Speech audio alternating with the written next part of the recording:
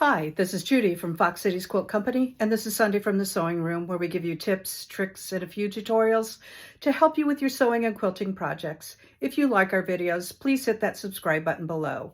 Today I'm going to talk to you again about a pinwheel block. I know I've talked to you about these before, but I want to give you a tutorial that we got from Block Lock Rulers and Jana Thomas.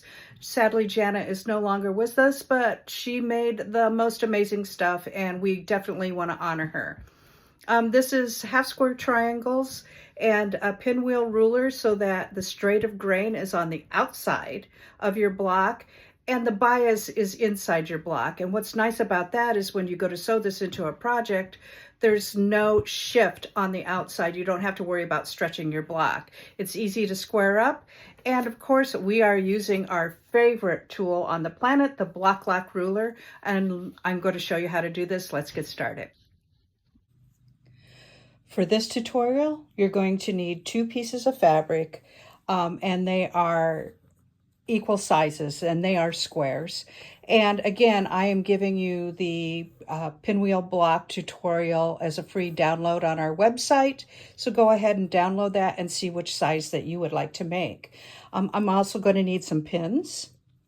I'm also going to need my rotary cutter.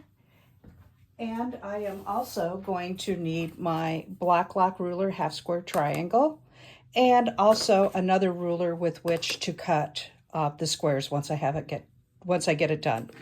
Okay, so what I'm going to do next is I am going to layer both squares right sides together with the edges matching.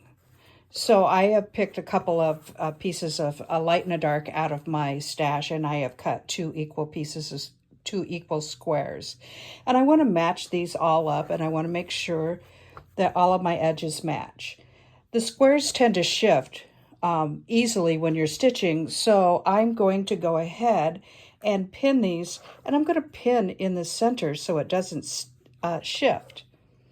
And then I'm pinning this far enough in that I don't really need to take these pins out when I am stitching. So that's the great part of this.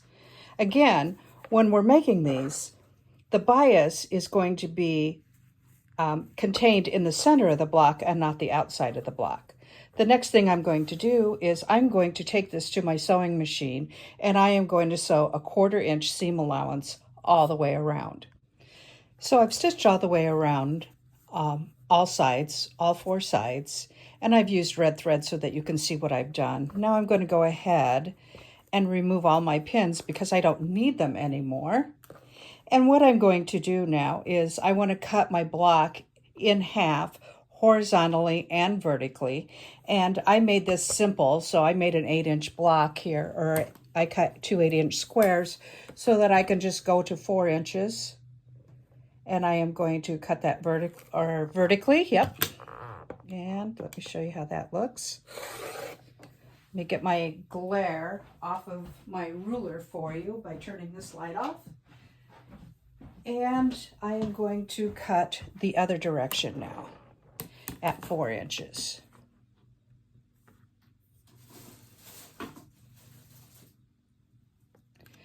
Then the next thing I'm going to do is, once I got it cut horizontally and vertically, is I am going to cut it twice on the diagonal. So I have my 2 X's that kind of mark my spot here, and I'm going to go right through here. And then I'm going to turn this, and I'm going to go through the other side. Let me get the whole block into the frame if I can here. And we're going to cut this way. So now what you will have is 8 squares that are half square triangles. Let me pull this apart. And didn't get that quite cut, but let me get that cut apart.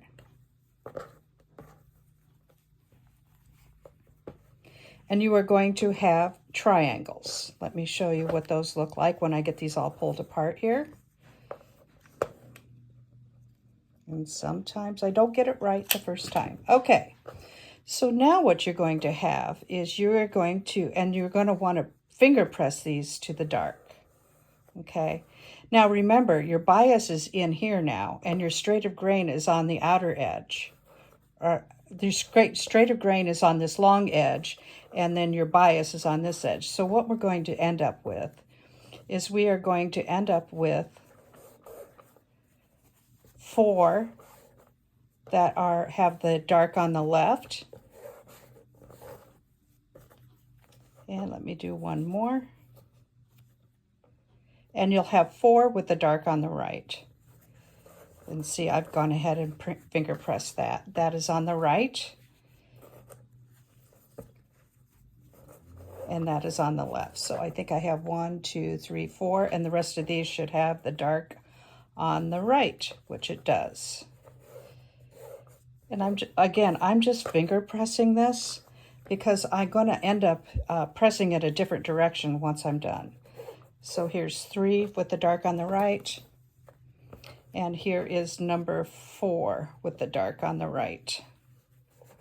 Okay, so now don't forget, my bias is now in the center, and my straight of grain will be on the outer edge. So this is pretty simple after this. What we're going to do is we are going to end up with putting these together. So we're going to take one that is going this way. So you need your dark on the left and your dark on the left.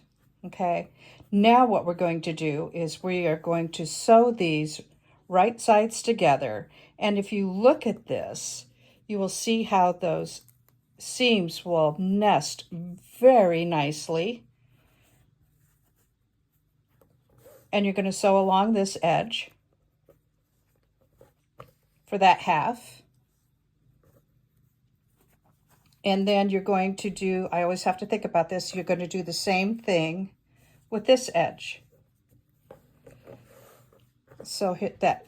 So the 4 on the left will make 1, with the dark on the left will make 1, the 4 with the dark on the left on the right will make the others. So let me get these sewn together with those seams nesting. So now I have these all sewn together. As you can see, I have sewn these so the light and the dark match and the seams were nested together. And when I open that up, I have a triangle. And look how nicely that comes together in the center. I mean, you can't really go wrong. And also the bias, the stretchy part, is now in the center of my block. So when I go to sew this into a project, I'm not dealing with bias all the way around my block. And I've done the opposite on this side. So now I'm just going to finger press that yet again. And I'm finger pressing because I'm going to end up sewing differently or pressing differently when I go to square this up. So now I'm going to take these 2 and sew those together, right sides together. And of course I am going to nest those seams nicely. So not only am I nesting the seams in the center, but I'm also nesting the seams in the middle. So here it is all sewn together, and that doesn't get any prettier than that in the center. I've gone to my iron and I have pressed that center seam that I sewed to one side. And the reason that I have done that is because I'm going to come along here and take my block lock ruler and I am going to trim it up. And for this one, I'm going to trim this up to 6 inches. These are oversized, which is fantastic. So, again, your logo goes on the low or the light side of your fabric, and I need to get that nested in there. And I'm just going to pull this right down so that I can trim this up to the size I want. I like how Block Lock gives you the directions to trim these up. So there's 2 sides, and now I'm just going to pull this down to 6 inches, which is right there. And I'm going to trim up the other side. I like the way Block Lock in their directions gives you oversized triangles because I like to square them up so that they are perfect. And here is my second cut. And here. For the most perfect and beautiful half square triangle. So that's our tutorial, the perfect pinwheel block My straighted grain is on the outside, so there's no stretch, and now I can easily sew this so much easier because I'm not dealing with bias into my project. Any project that you want, there's so many things you can do and so many cool quilts you can make with pinwheel blocks. Again, we have posted this on our website, the half square triangle pinwheel blocks that was given to us by Block Lock Rulers. And it will give you a chart with what size you need in order to get whatever size block that you need. We have finished sizes from 3x3 to 8x8 on this. I'll put a link in the comments below, and then also once you click on that link, you'll be able to see that you can go straight to the Block Lock Rulers and get one of your very own because they're fantastic. This is Judy from Fox Cities Quilt Company, Sunday from the Sewing Room. Thank you so much for watching. Bye-bye.